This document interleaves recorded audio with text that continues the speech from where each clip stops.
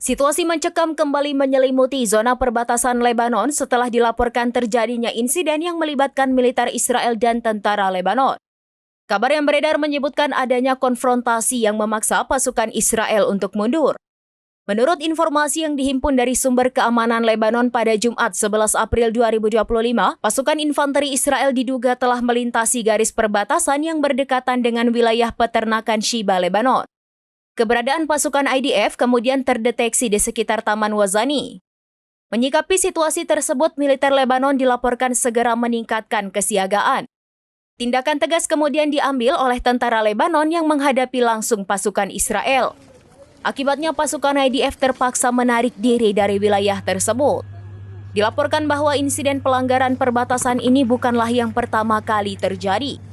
Tujuan awal kedatangan pasukan Israel diindikasikan untuk mempersiapkan operasi penghancuran dan penebangan pepohonan di area tersebut. Namun upaya tersebut berhasil digagalkan oleh respons cepat dari tentara Lebanon.